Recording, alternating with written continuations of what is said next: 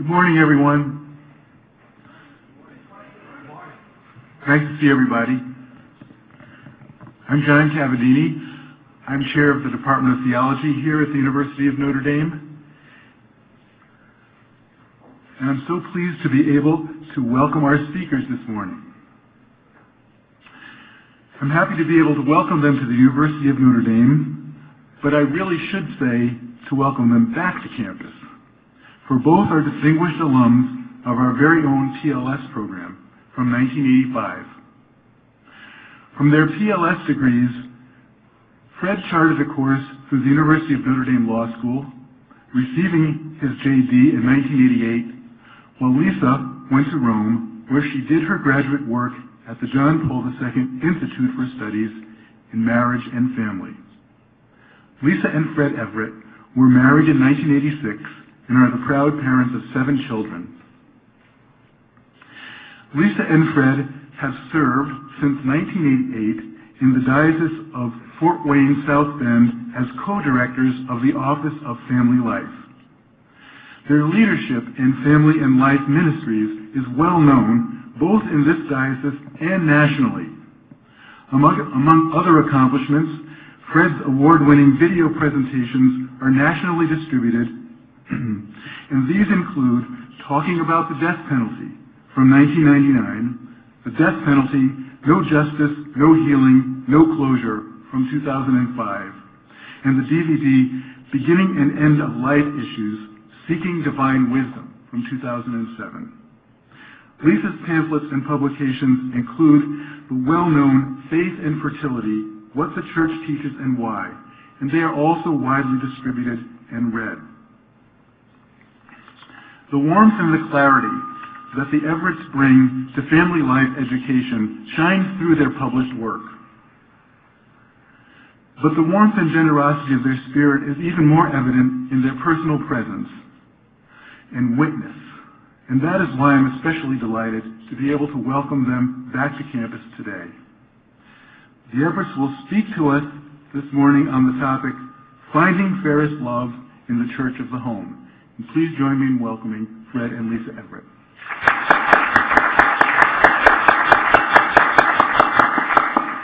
Thank you, John, for that most generous and gracious introduction. And as you mentioned, I'd like to say glad to be back, but in a certain sense, we never left. And we've been in South Bend ever since we graduated from undergrad and then from law school for myself.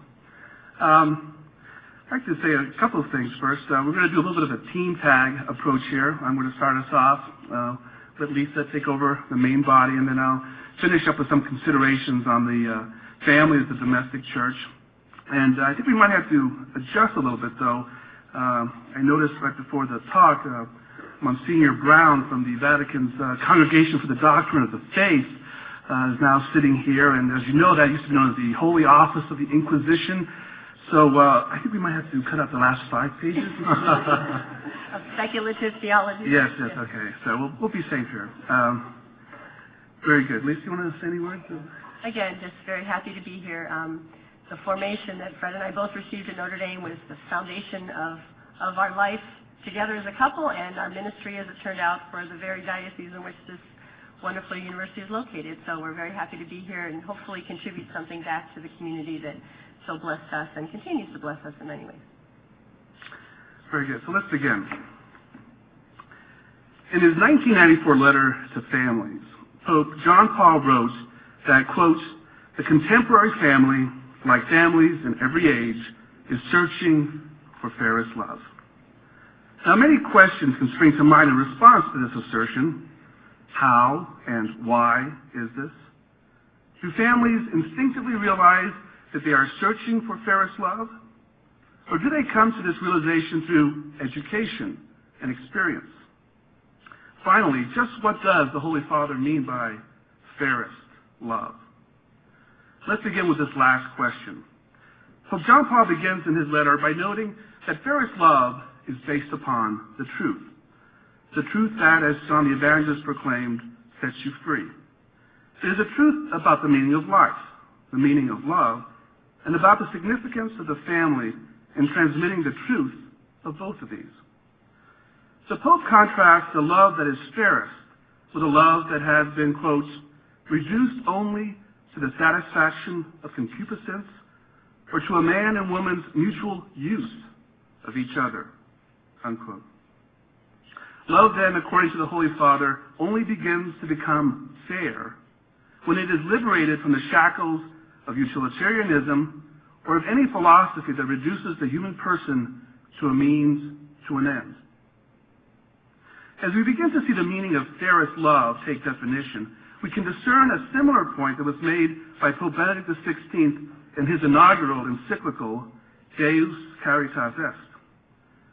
The Pope points out that eros, that love between a man and woman that seems to impose itself upon them without an act of the will, needs agape, that love which seeks the true good of another and must proceed from an act of the will.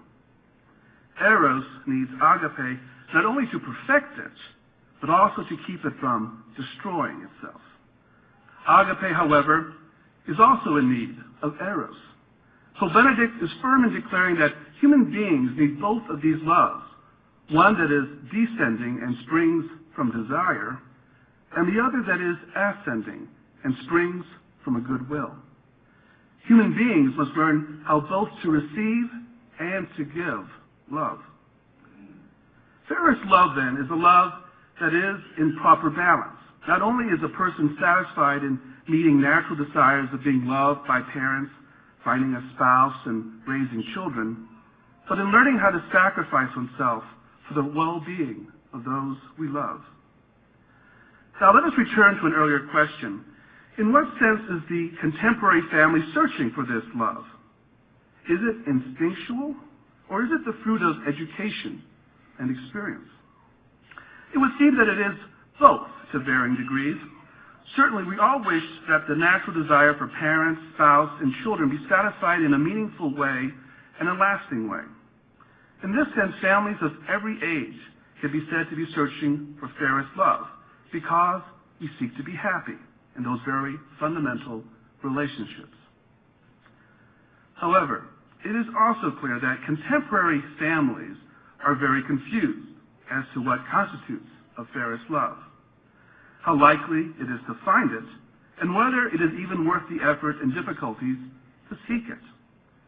In his letter to families, Pope John Paul II was clear in this: a fairest love is a demanding love, and it is precisely in this demanding quality that we find the source of its beauty. He writes, quote, "Nowadays, people need to rediscover this demanding love, for it is the truly firm foundation of the family, a foundation able to endure all things." According to the apostle, love is not able to, quote, endure all things if it yields to jealousies, or if it is boastful, arrogant, or rude. True love, St. Paul teaches, is different. Love believes all things, hopes all things, endures all things. This is the very love which endures all things, at work within its power and the strength of God itself, who is love. At work within it as well is the power and strength of Christ, the Redeemer of man and the Savior of the world. Unquote. In this quotation, the Holy Father links two particular concepts that are at the heart of what it means to find fairest love. First, fairest love provides a sure foundation for the family so that it is able to endure all things, to see things to the end. Certainly, children, spouses, and parents all deeply desire a love like this. Human beings seem naturally hardwired in this way, children in particular. We are social beings who crave an authentic solidarity. Again, however, the question returns: is such a love possible for most, or is it more a matter of luck? The Holy Father answers this with his assurance that at work within love is the power and strength of God himself, and of Christ his Son, who has redeemed the family of man and every family itself. Fairest love, then, while the green fruit of instinct and desire, can only perfectly ripen with the divine gifts of virtue and grace. This is the path by which every marriage can blossom, every family flourish, and an entire civilization transformed from one that focuses on use and technology to one that focuses on love and solidarity. Fairest love is the key to building such a civilization of love. It begins with what Cicero acknowledged to be the most fundamental of bonds, that between a husband and a wife. The quality of the spousal bond will then have a direct impact on the ability of the contemporary family to find fairest love, since marriage is itself the very foundation of the family. We must first consider then what couples must do to find fairest love in their marriages, as well as to consider how Christ has raised the institution of marriage into a sacrament, that is, a sign of his faithful love for his bride, the church. To these considerations, we will now turn.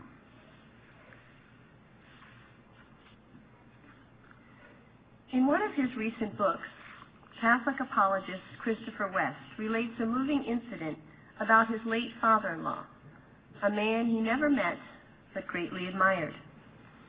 At Mass on the day after his wedding, having consummated his marriage the night before, his father-in-law was in tears after receiving the Eucharist.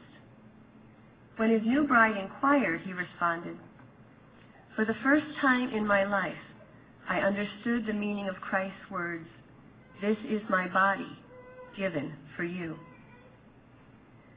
This story is not only poignant, it is profound, for it points to the truth and beauty of Christian marriage as a mutual gift of self that is grafted onto the cross of Jesus Christ.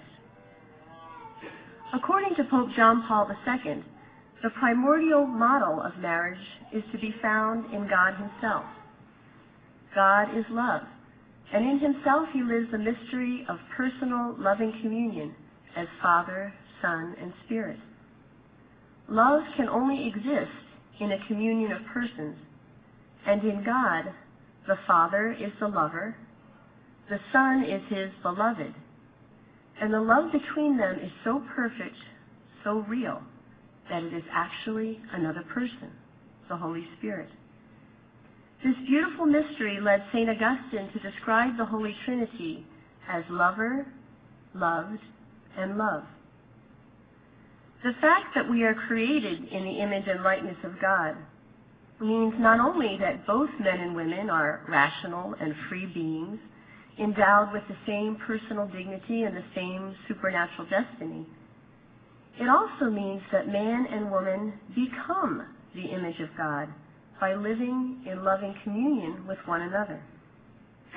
The first and most fundamental form of this communion of persons is the vocation of marriage, in which a man and woman leave their own father and mother in order to live with and even more deeply for one another.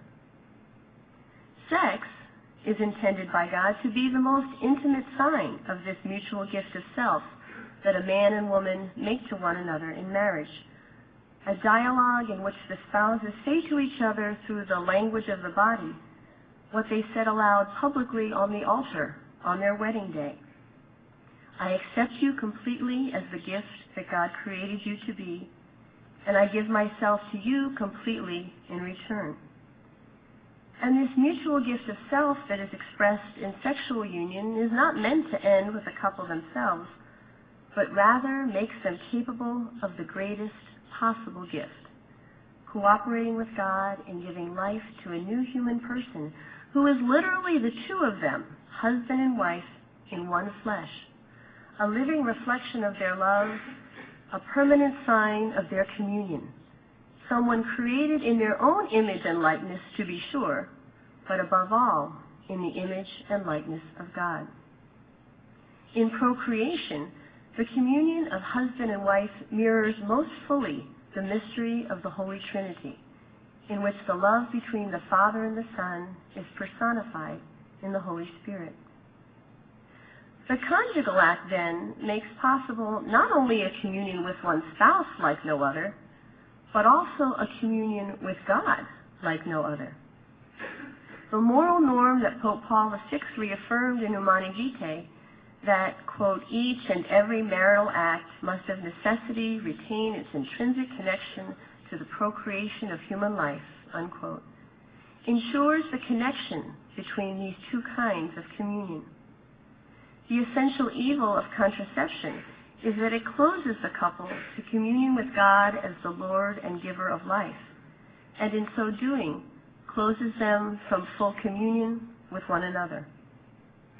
We will only find fairest love in the marriage bed if we are faithful to the teaching of Humani Vitae. For fairest love can only be found in full communion with God and with one another.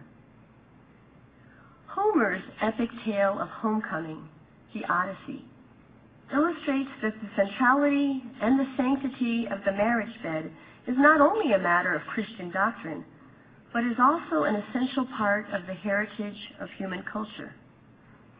Recall that after an absence of 20 years from his wife and kingdom, Odysseus returns home from fighting the Trojan War.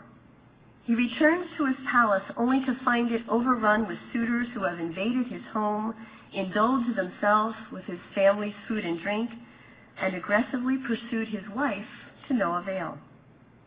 With his son Telemachus' help, the outraged king slaughters the suitors and reclaims his palace, while the loyal servant Euryclea runs upstairs to tell Penelope the news. Wanting to be sure that this man she barely recognizes is in fact her long-lost husband, Penelope devises a simple test. In Odysseus' hearing, Penelope directs Euryclea to move their bed out of the couple's chamber and cover it with blankets. Now, as a young man, Odysseus had carved their marriage bed out of a living olive tree that grew in the courtyard. The bed was therefore immovable, and the bedroom was built around it. Odysseus, of course, is privy to this well-kept secret and protests that the bed cannot be moved. Penelope receives the assurance that this man is indeed her husband, and at the same time has tacitly given Odysseus her own assurance that since no one else knows this, no one else has been admitted to their marriage bed. The marriage bed that cannot be moved, that is carved out of a living olive tree deeply rooted in the earth, may be seen as a metaphor for the centrality of the marriage bed in the life of a couple, of a family, of a nation, and ultimately of civilization itself. Pope Paul VI knew that if fairest love is not found in the marriage bed, nor will it be found in marriage, in the family, or in the broader civilization which is built on both. For many in our society, though, sex has become a sort of movable feast, facilitated in large part by contraception, which Pope Paul predicted would open wide the way for marital infidelity and a general lowering of moral standards. One only need consider in passing the prevalence of adultery, divorce, cohabitation, abortion, sexually transmitted diseases, promiscuity, and pornography to realize that this prediction has indeed come to pass. It is important to realize that the physical complementarity that makes possible the communion of husband and wife in the conjugal act is an expression of our emotional and spiritual complementarity as well. As Pope John Paul II pointed out, quote, sexuality is an enrichment of the whole person, body, emotions, and soul, and it manifests its inmost meaning in leading the person to the gift of self in love, unquote. Like two pieces of a puzzle that are designed differently precisely so that they can fit together, the complementarity of man and woman makes us capable of communion on many levels. Understanding God's design in this regard is essential for finding fairest love in marriage, in truly accepting one's spouse as a gift and giving oneself in return. In his Theology of the Body, Pope John Paul II makes the point that in the mystery of creation, the woman is especially entrusted to the man. This entrusting is, in a sense, recreated in every marriage. What this means is that the husband is called above all to be the lover, and the wife is meant to be his beloved. Pope John Paul II explains the significance of this in Mulieris Dignitatem. Quote, "In God's eternal plan, woman is the one in whom the order of love in the created world takes first root. When the author of the letter to the Ephesians calls Christ the bridegroom and the church the bride, he indirectly confirms through this analogy the truth about woman as bride. The bridegroom is the one who loves, the bride is loved. It is she who receives love in order to love in return." An essential component of the experience of fairest love for a wife is the feeling of being cherished by her husband. To cherish means to treasure, to hold dear, to esteem highly, to take good care of, to tend solicitously, to treat tenderly, to clasp, to embrace. It is the posture of a man who knows that he has been entrusted with a precious gift in the person of his wife, and who would gladly give his life to protect her. Think for a moment of the 1,500 people who stayed behind as the Titanic was sinking. They were almost all men. Men who insisted that their wives and children get aboard the available lifeboats. In Love and Responsibility, Karol Wojtyła, the future Pope John Paul II, highlighted the importance of tenderness for fostering the communion of persons in marriage, especially for the woman to whom the child is entrusted in a special way. Quote, "Tenderness is the ability to feel with and for the whole person, to feel even the most deeply hidden spiritual tremors, and always to have in mind the true good of that person.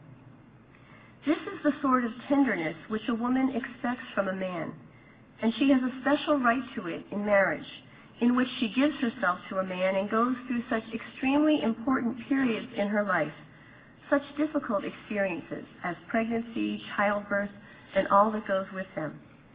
Moreover, her emotional life is generally richer than a man's, and so her need for tenderness is greater.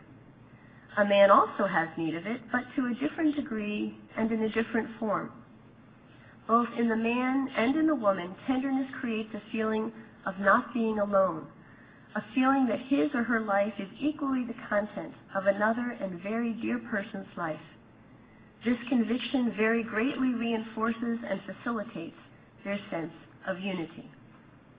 Unquote. If a woman is meant to receive love in order to love in return, a critical component of the love she returns to her husband is expressed by her respect for him.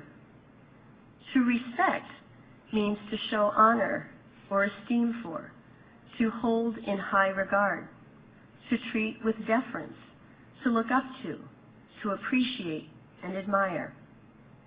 It is the posture of a woman who is open, even eager, to receive what the man who would give his life for her has to offer. Indeed, an essential aspect of the experience of fairest love for a husband is the feeling of being respected by his wife.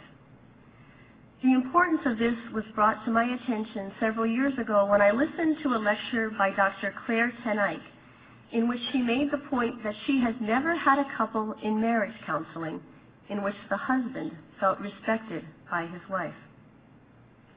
These deep emotional needs on the part of the husband and wife correspond to and confirm St. Paul's exhortation in his letter to the Ephesians that husbands cherish their wives and that wives respect their husbands.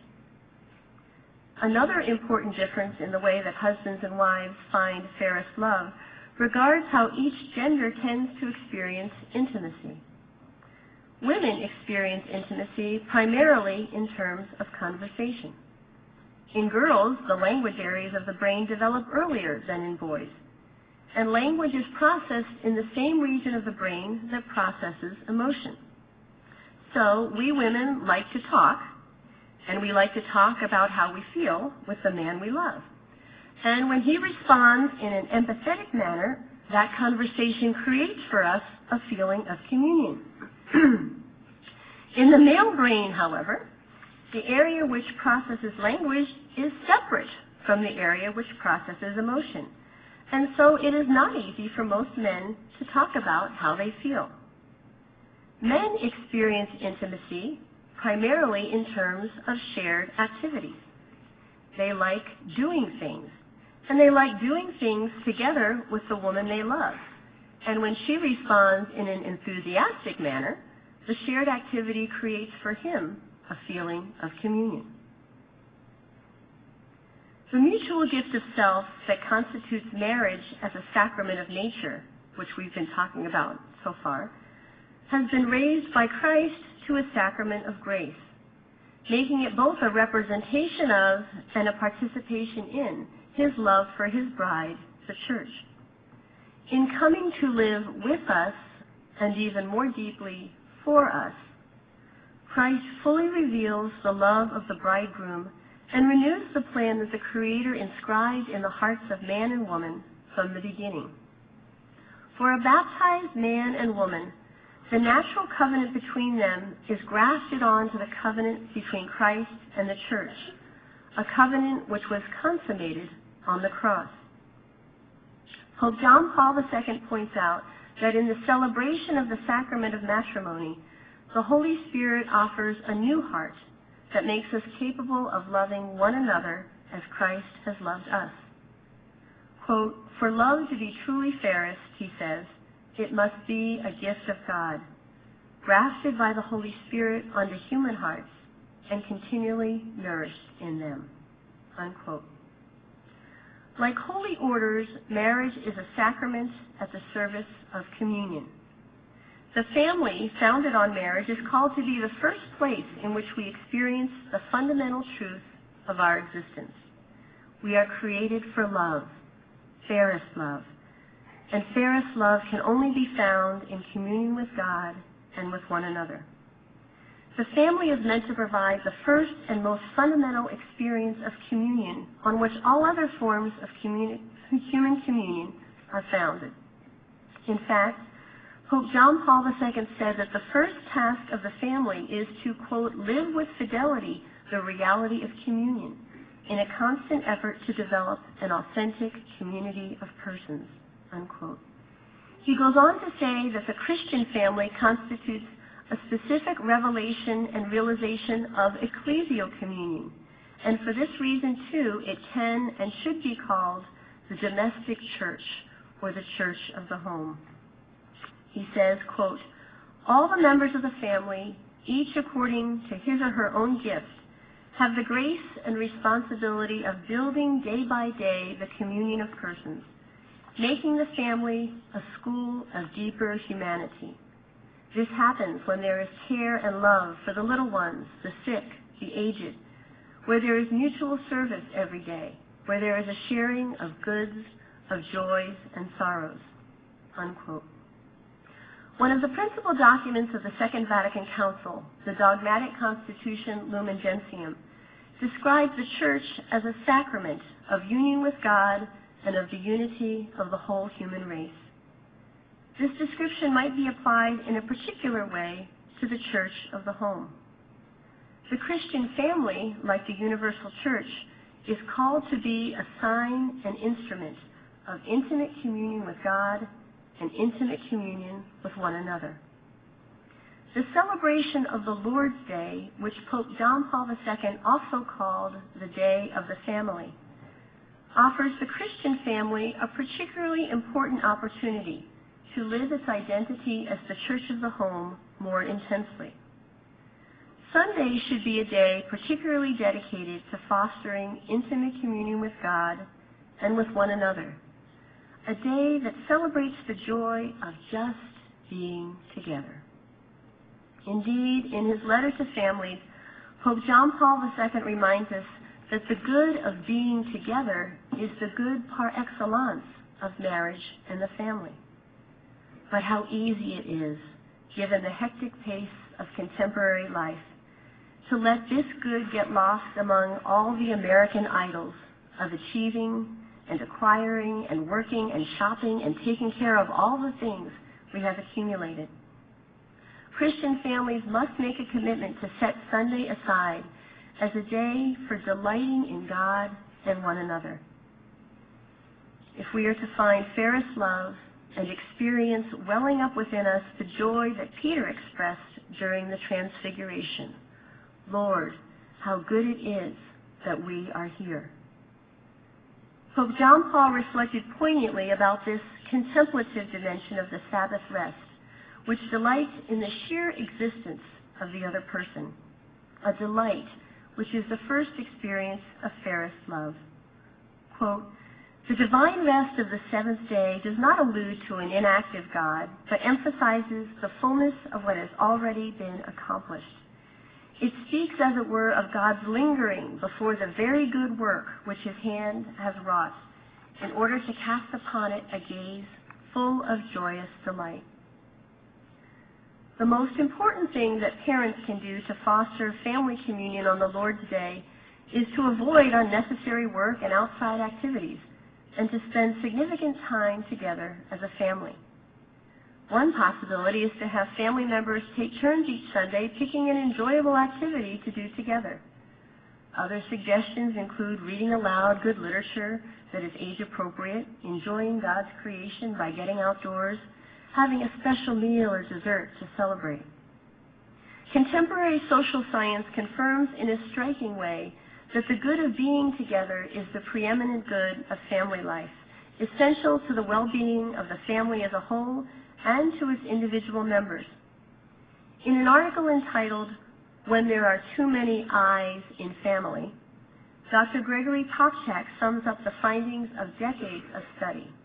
Quote, "An analysis of 50 years of research on the importance of rituals and routines in family life, for example, family meals, meaningful family and couple prayer time, game night, weekly family day, etc., shows that the presence of regular family rituals and routines is almost more important to the strength of the family and the emotional health of the family members than the actual composition of the family itself. Simple activities such as these significantly improve marital satisfaction, decrease risk of depression and other emotional problems in family members, and lower the risk of behavioral and social problems in children.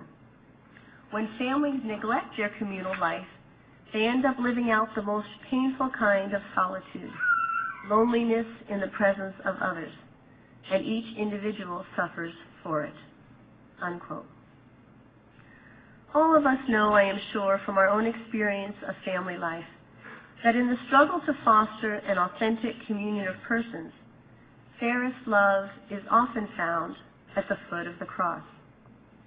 If, according to the classic definition of St. Thomas Aquinas, to love is to will the good of another, then it may be said that fairest love is the willingness to give of myself for the good of another, even if that gift of self entails sacrifice and suffering, even when it requires forgiveness 70 times, 7 times. Quote, "Family communion can only be preserved and perfected through a great spirit of sacrifice," Pope John Paul II acknowledged. "It requires, in fact, a ready and generous openness of each and all to understanding, to forbearance, to pardon, to reconciliation. There is no family that does not know how selfishness, discord, tension, and conflict violently attack and at times mortally wound its own communion. In particular, participation in the sacrament of reconciliation and in the banquet of the one body of Christ offers to the Christian family the grace and responsibility of overcoming every division and of moving towards the fullness of communion willed by God, responding in this way to the ardent desire of the Lord that all may be one." End quote. Now we will consider some specific ways that Christian parents can form their families as the church of the home where fairest love is found.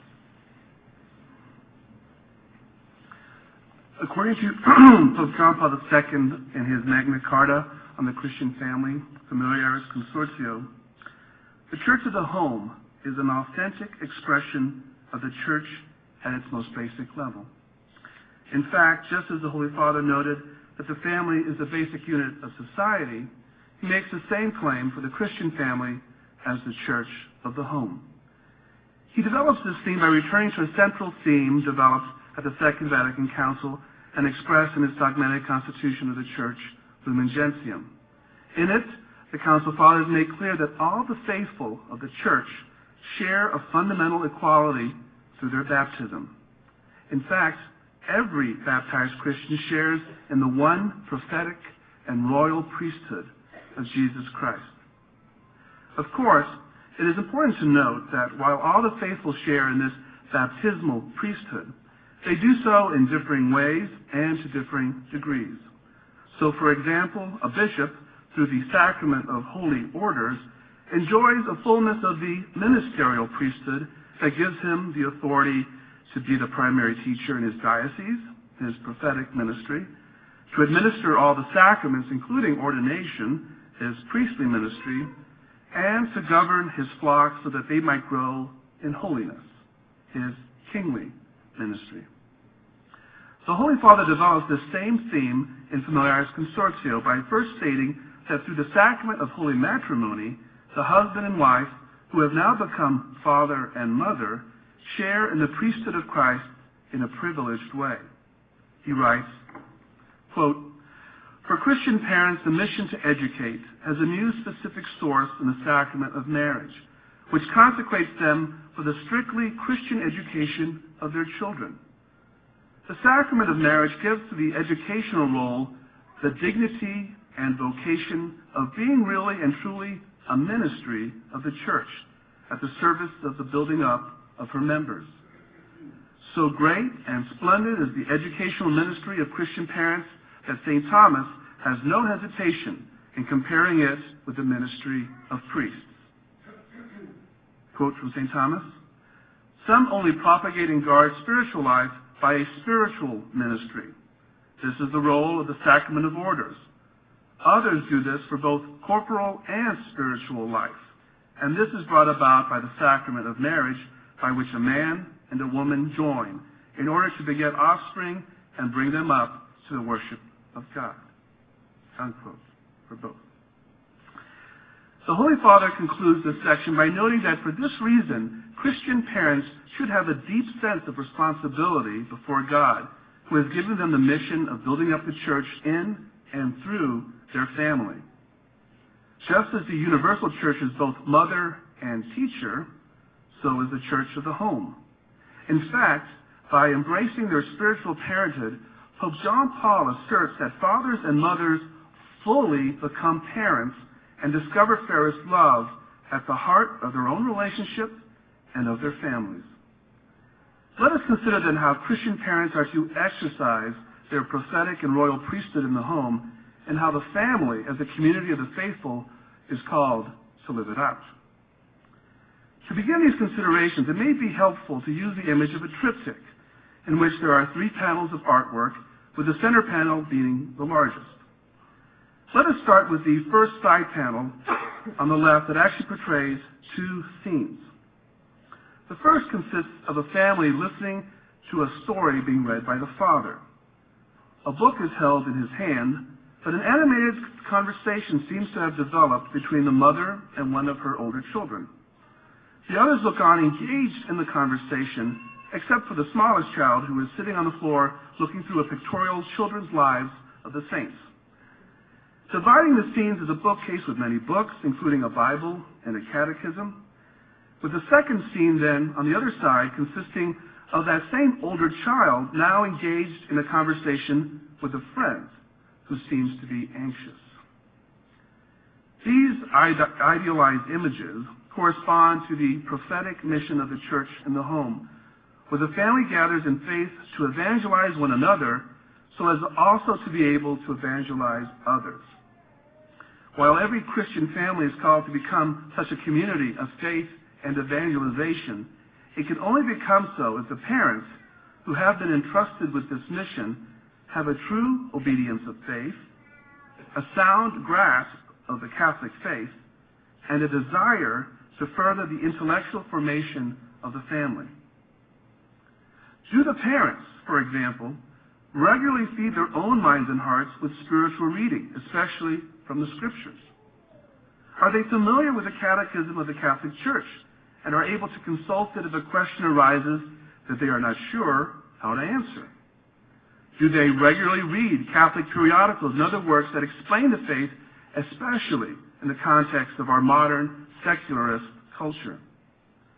Do they read good literature and encourage their children to do so as well?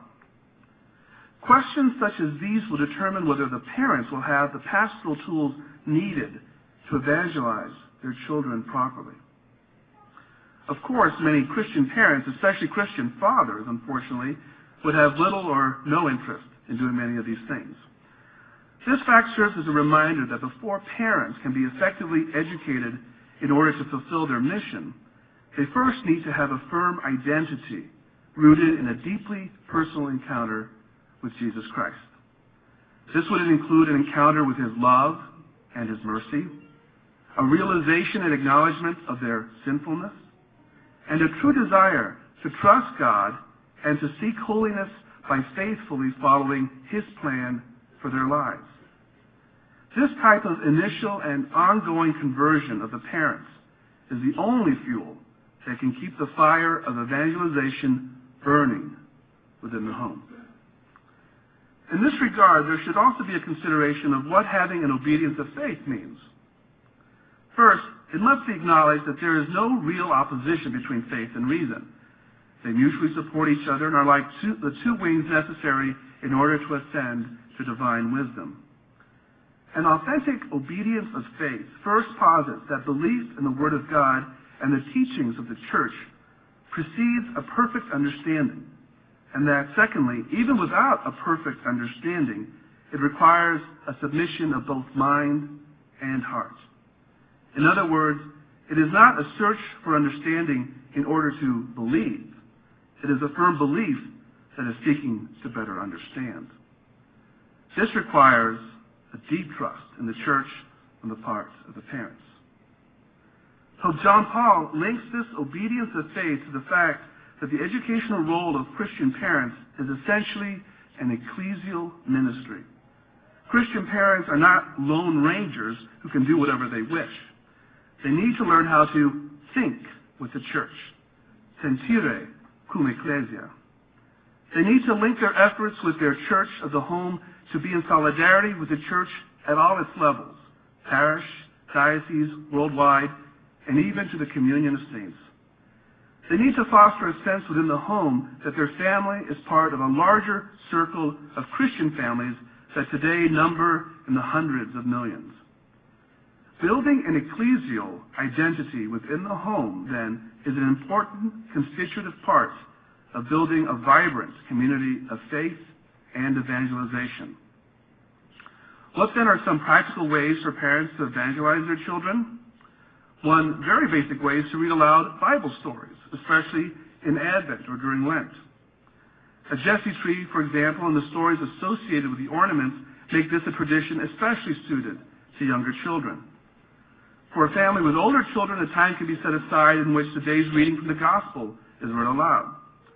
The family of St. Thomas More, for example, which itself is a marvelous example of a domestic church, would begin their dinner with such a reading followed by a discussion of it. They would then proceed to have discussions on a wide range of subjects, always injecting a healthy dose of good humor. Other possibilities include reading aloud biographies of the saints written for young people, or watching movies together as a family that have a more serious and edifying side to them. These are but some examples. The important thing is that these things should be done as a family to underscore both their ecclesial identity and their mission. Let us now move on to the other panel, the panel on the right side, which again is split between two scenes. In the first scene, we have an act of mercy and love within the home. Perhaps a small child is ill, and the mother is attending to him while an older child is holding a puppet to entertain him. The other scene portrays that original sick child now well and helping a classmate who has fallen and scraped his knee in order to get up. Again, these images correspond to what the church calls the kingly mission of the church of the home, where the family reaches out to one another in solidarity to serve one another so as to be able to serve others. While every Christian family is called to become such a community of solidarity and service, it can only become so if the parents who have been entrusted with this mission have a living faith infused with charity and a desire to further the moral formation of the family. So the parents, for example, show a sensitive and generous love to their children, which includes spending a good deal of time together as a family. Do they affirm each family member for who they are as a gift to the family, and not for what they might perform or accomplish? Do the parents struggle to grow in virtue, in a kingly dominion of self? Do the parents regularly reach out to other couples or families in need and show a real solicitude for the weakest and most vulnerable in society, especially the unborn, the aged, the poor, and those with mental disabilities? Are they active in the community and make a point to include their individual family members as well as to include the entire family at times when performing works of service? Again, in Familiaris Consortio, the Holy Father captured the kingly mission of the family in this way, even attributing an international dimension to it that he believed essential for building a worldwide civilization of love. Quote, "By taking up the human reality of the love between husband and wife in all its implications, the sacrament of marriage gives to Christian couples and parents a power and a commitment to live their vocation as lay people and therefore to seek the kingdom of God by engaging in temporal affairs and by ordering them according to the plan of God." The social and political role is included in the kingly mission of service, in which Christian couples share by virtue of the sacrament of marriage, and they receive both a command, which they cannot ignore, and a grace, which sustains and stimulates them. The Christian family is thus called upon to offer everyone a witness of generous and disinterested dedication to social matters. The Holy Father continues, "In view of the worldwide dimension of various social questions nowadays, the family has seen its role with regard to the development of society extended in a completely new way. It now also involves cooperating for a new international order, since it is only in worldwide solidarity that the enormous and dramatic issues of world justice, the freedom of peoples, and the peace of humanity can be dealt with and solved. The spiritual communion between Christian families, rooted in a common faith and hope and given life by love, constitutes an inner energy that generates, spreads, and develops justice, reconciliation, fraternity, and peace among human beings." Unquote. Finally, let us consider the prominent center panel that consists of only one theme, of a family at prayer. Father and mother are gathered with their children. Each is clutching a rosary with head bent in prayer. There is even a translucent image of our Lord and Lady hovering above and looking on in satisfaction at the scene. This panel corresponds, of course, then, to the priestly mission of the Church of the Home, and is perhaps the most idealized of the images. Even for Christian families that are relatively devout, the idea of an entire family gathered together in a deeply contemplative prayer may seem as a far-off ideal. More likely, the family members will at times become distracted or bored. They will fiddle with something handy or even pretend to have fallen asleep. And I have a few ideas on that one. Nevertheless, Pope John Paul stressed that it is family prayer that particularly marks the Christian family as the church of the home. While family prayer can take various forms, such as the Liturgy of the Hours, particularly morning and evening prayer, the Holy Father maintains that the family rosary still holds a privileged place, not only as a contemplative prayer of meditation on the life of Jesus as seen through the eyes of his mother, but that the rosary also serves as a compendium of the gospel itself. Still, the prayer of the Christian family at home does not displace, but is rather ordered to the Eucharistic prayer of the parish at Mass. Again, as Lumen Gentium puts it, the Eucharist is the source and summit of the Christian life, including the life of Christian families. Even so, the depth of the family's common life of prayer will depend much on the depth of the prayer life of the parents. Do they, for example, set aside time each day to pray individually? Do the parents understand that prayer is simply a heartfelt conversation with God? Are they able to enter into a silence, meditate spiritually on the Word of God, and allow the Holy Spirit to speak to them?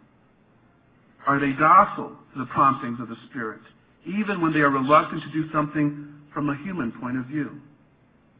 Again, the answers to these questions will directly affect the ability of the parents to foster the spiritual formation of their children.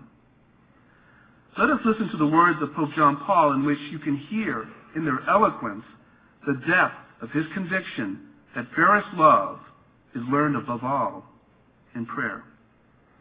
Quote, "Family prayer has for its very own object the family life itself, which in all its varying circumstances is seen as a call from God and lived as a filial response to his call. Joys and sorrows, hopes and disappointments, births and birthday celebrations, wedding anniversaries of the parents, departures, separations, and homecomings, important and far-reaching decisions, the death of those who are dear, etc. All of these mark God's loving intervention in the family's history. They should be seen as suitable moments for thanksgiving, for petition, for trusting abandonment of the family into the hands of their common Father in heaven. The dignity and responsibility of the Christian family as a domestic church can be achieved only with God's unceasing aid, which will surely be granted if it is humbly and trustingly petitioned in prayer. The concrete example and living witness of parents is fundamental and irreplaceable in educating their children to pray. Only by praying together with their children can a father and mother, exercising their royal priesthood, penetrate the innermost depth of their children's hearts and leave an impression that the future events in their lives will not be able to efface." Unquote. Parents are called not only to pray with their children regularly, but to introduce the children into the liturgical life of the church, with its feasts and fasts and seasons of the year. What is particularly important is that special days such as Sundays or holy days, or activities such as going to confession as a family or even on a family vacation, be celebrated and tied to the worship of God. In fact, Deuteronomy relates a particularly striking and ancient custom among the families of Israel, in which they would take a tithe of all their annual produce and make a pilgrimage to where the Lord was dwelling at that time to celebrate with him. Quote, "And if the way is too long for you, so that you are not able to bring the tithe, when the Lord your God blesses you, because the place is too far from you, which the Lord your God chooses to set his name there, then you shall turn it into money, and spend the money for whatever you desire, oxen or sheep or wine or strong drink, whatever your appetite craves, and you shall eat there before the Lord your God, and rejoice, you and your household." Unquote. It is also deeply touching that not only had the Lord commanded that these families feast with him, but that every third year the tithe should be set aside and given to the priests, the poor, the widows, and the fatherless in their community, so that they could celebrate God's goodness as well. Pope John Paul once reflected that the whole of the Christian life is a great pilgrimage to the house of the Father, and that the communion of persons in the family is ultimately a preparation for the communion of saints in heaven. Christian parents can foster this communion with God and with one another in their very family life, and in so doing, help their children to experience the fairest love that is their eternal destiny and their deepest heart's desire. Thank you.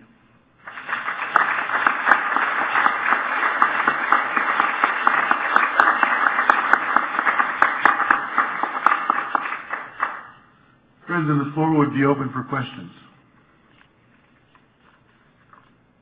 There are microphones on either side of the room, and it's helpful if you use them so everyone can hear your question.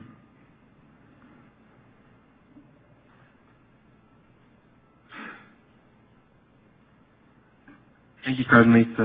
My question is on sheltering in the culture raising kids. We have a young child and one on the way, and that's something that we keep thinking about with all the media. So if you could give some advice or comments on, how a family ought to shelter in this culture. Thank you. One image that was brought to my attention when I was a younger mother, I think is a very helpful one. Thinking about the family like as a nursery or a greenhouse, in which we want to create, to some extent, to a large extent really, a sheltered environment for the purpose of helping those children grow strong, right, to be protected from influence which would be negative and destructive, but not for the purpose then of isolating them in some ivory tower eventually, but for the purpose of them growing strong enough and stable enough so that they can bear fruit and blossom, so to speak, and be of service to the broader community. So given that image, though, if you're asking for concrete things, there definitely, parents have to be very vigilant today in protecting their children from negative influences. The media is a huge one. So obviously your children are young yet, so you have a ways to go to some degree before having to be concerned about a lot of things. But even some of the children's programming, that contains violence and what I consider a lot of crassness and disrespect among family members, a lack of charity. I think you would have to be careful what young kids can absorb in cartoons and even some of the so-called family movies that are out there. So yeah, definitely be vigilant. Try to watch things with your children if you have a concern that something might not be appropriate. And then, of course, as they get older, you have to be much more careful about media influences, whether that's even primetime TV programming, a lot of the movies that are out there that the rating might fool you, and certainly the internet, is a huge area to be vigilant on. And of course, the general recommendation that the computer in the home be in a public place so that no one can close the door and be tempted to start surfing things they shouldn't be doing is a very prudent suggestion. So, and friendships, all those kinds of things. You want to be careful who your children become close friends with, and frankly, if as they get older, there's a relationship that you are concerned about, that you have the the prudence and the tact, but also the courage to monitor that, and if necessary, put limits on that contact. So yes, it's a very good point, and again, we're trying to create as a Christian family an environment that's conducive to that child's communion with God and communion with others, not only in the family, eventually others, but that necessitates sometimes saying no to outside things that could be destructive. And just adding a couple of points. First of all, sometimes there tends to be a reluctance that we see among parents to impose standards. And really, parents shouldn't feel any reluctance at all. This is their home, and they can simply say, first of all, nothing that will be offensive to God will, find its way into this home, and therefore you can set a very bright line that anything that conflicts with our Christian identity or standards has no place in the home, via internet or magazines or posters, whatever it might be. And secondly, as Lisa mentioned, again, as they age, making those prudential judgments as far as what they're able to handle, as well as not leading them unnecessarily into situations that might be too tempting.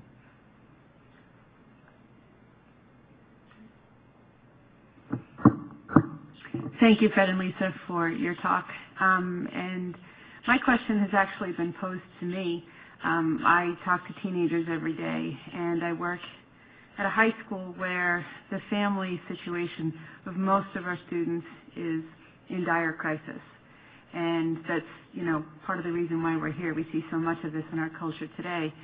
And in talking with my colleagues, I teach theology. They said, well, you know, with the work that we do, part of the unfortunate but necessary cross that these children carry, and children, I include 17-year-olds who are going home to their families, is that they're bringing what you're saying, they're bringing what we're teaching them back into the home, and they are one of the primary instruments that are transformative in families today.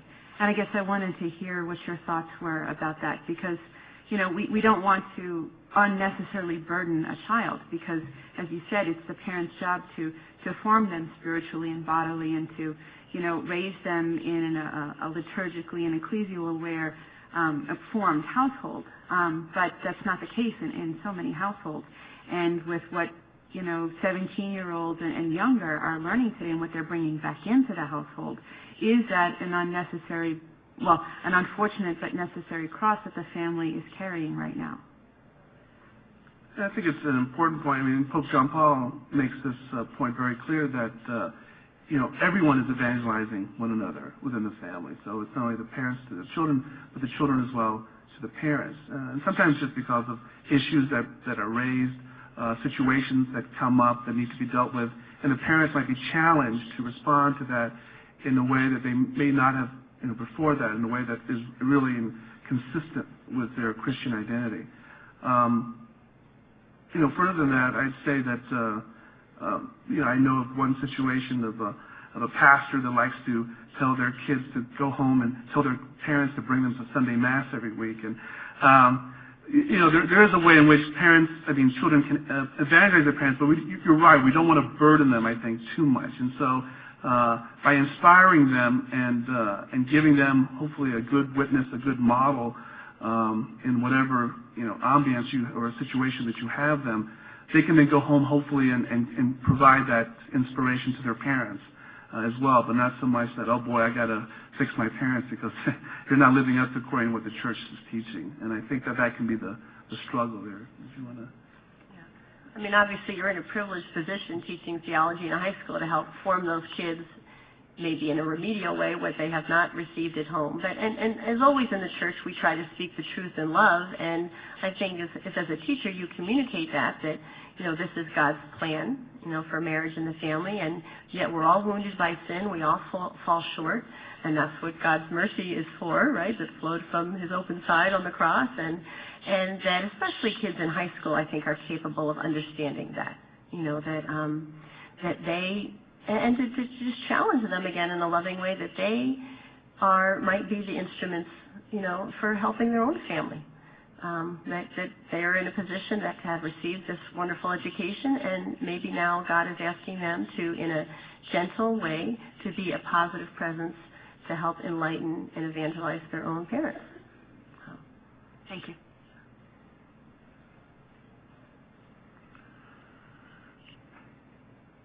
I have a question. Unless, do you have a question? Oh, I didn't want to interrupt.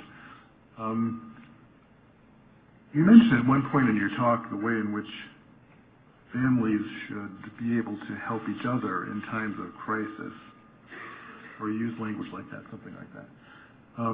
It's always struck me that, maybe I'm wrong about this because I spend so much time on university campus and don't know what's going on, but it's always struck me that Catholics aren't as good at setting up networks of family support for families. Am I wrong about that?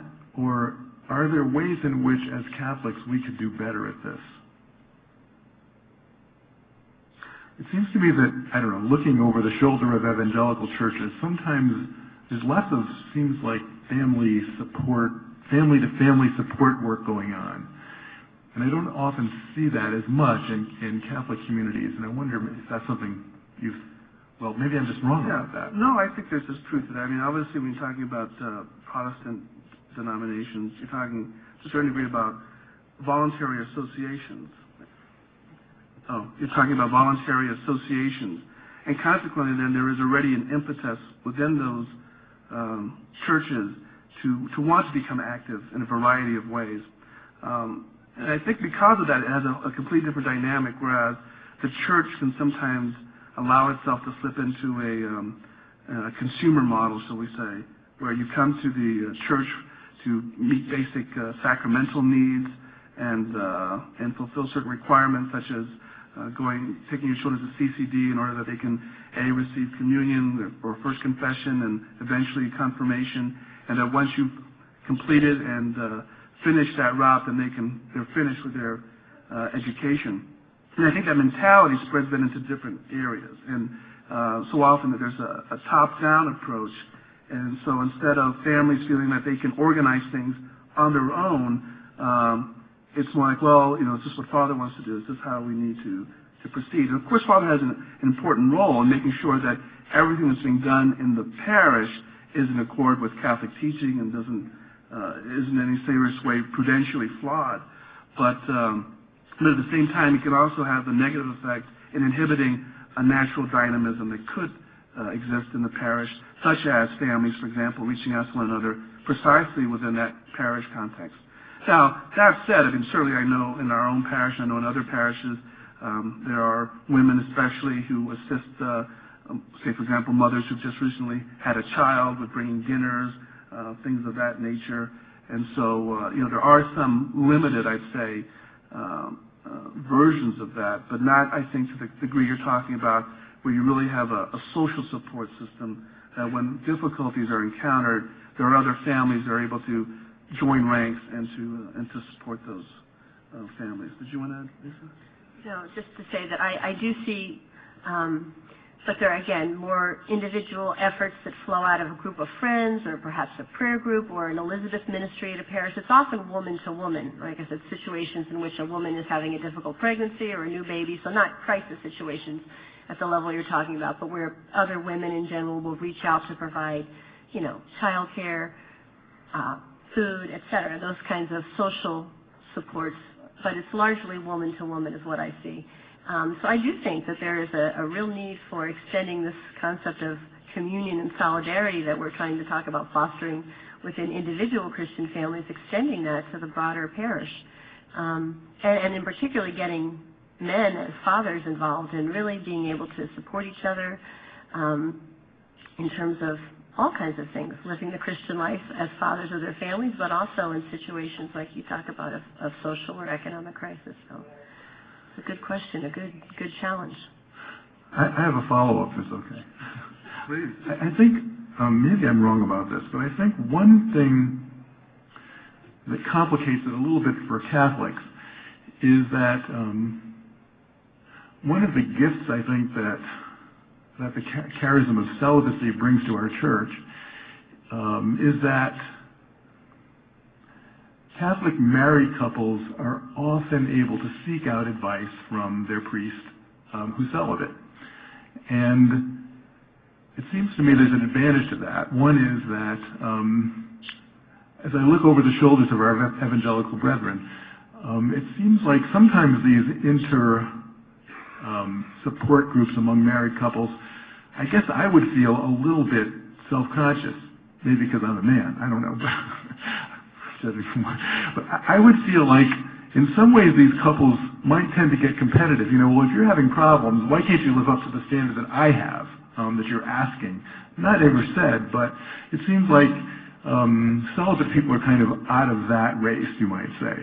And so you almost feel more comfortable airing your problems with them because you're not in competition with them. But on the other hand, it seems like there would be times where you'd like to talk to married couples about it, and I wonder if there's a way in which these charisms in the Catholic Church could somehow build each other up so that there was an advice network or a counseling network that in a way that's not possible in an evangelical network, provide the best of both worlds, you might say. I don't know if I'm making sense, but that's also a more complex problem, too. It's a more complex balance to achieve. It seems like it requires work not just among the networks of families, but among families and those who have a celibate charism. Mm-hmm. Well, just to start, obviously, not only does the priest out of that race, so to speak, because of his celibacy, but because he is so available to people in the parish, he's also able to have a breadth of experience. He may not be married himself, but he sees so many couples, for example, or individuals in confession, precisely talking about struggles within their families. He's able then to have perhaps a broader picture of exactly what's going on in his parish because of that depth of not necessarily people coming just when they have serious problems, but regularly coming simply to confess their sins and their regular struggles. So that's the first thing that I think a priest brings. Secondly, their vocations are complementary, and the whole idea of the priesthood is in fact to, among many things, to generate among the laity a true living out of the gospel of Jesus Christ. And so consequently, how do they do that in their family life? They're trying to say by their unique identity as celibates who've given themselves over completely to the service of the kingdom, that they're assigned to them of that generosity that they might themselves aspire to. So, do you want to add anything? No. I definitely understand your point because, within the bonds of friendship, it's obviously easy to consult a friend, right? A fellow married person, man or woman, about, I'm having this problem, do you have any advice to me, etc. But when you go to someone who you don't particularly have a personal relationship with, that becomes much more difficult, and their privacy issues and comfort level, etc., like that. So I see what you mean about the priest providing that kind of anonymity and lack of competition, but also the moral authority of a priest. It seems to me a lot of people like to consult a priest. Precisely, he's not just sharing his own experience or the vicarious experience of others, but he's speaking often about how to apply a moral norm or something, when you talk about particular questions that might arise in married life. But I do think you do make a good point that there could be a place for what you might call mentor couples, couples who are well-formed in the faith but have the day-to-day experience of living out a marriage and family life, to whom people could consult, in either a professional manner or a more casual, depending on the context, for just advice on those kind of things. And I mean, our office kind of serves that purpose in some ways in the diocese. People call or email with things, but I think it would be something worth considering to try to get mentor couples like that more available on the parish level, people who are well-formed and who would be willing to be available to give advice in particular problems in marriage and family life. We'll give pride of place to David as the last question. Well, I should be telling you we need to come to an end, but your question and comment, John, reminded me. Last night I was sitting around with some of my Protestant friends after John Pennis's magnificent talk, and they were lamenting the fact that Catholics have a lot more to say about the family. And when you get a bunch of Protestants together, they don't have much stuff to talk about out of the heart of the church. But Protestants do a lot more stuff with the family. They have a lot more activities. Now, and it seems something's right. There's something right about that. Protestants, and especially the evangelicals, don't have the resources that Catholics can draw on for thinking about the family. But I think their success in doing things involves something that's been quite dangerous for them, having lived part of my life in the Protestant world and part of it in the Catholic world, and that is Protestants have been much more efficient, I think, than Catholics at taking on managerial and therapeutic sort of specialties that are offered by the modern world and using them in dealing with the family. But I think the jury's still out on whether that's been a good thing or not. I think the spiritual resources are thinner in lots of ways, and that's one reason I think they've turned to some of the very effective techniques, the organizing techniques in non-denominational evangelical churches in the suburbs of America's great cities. Protestants are just light years ahead of Catholics in their ability to run organizations, run them efficiently, mount therapeutic programs, even build basketball courts. I mean, at least Catholics should have an advantage there. But there's been a huge cost for that among Protestants.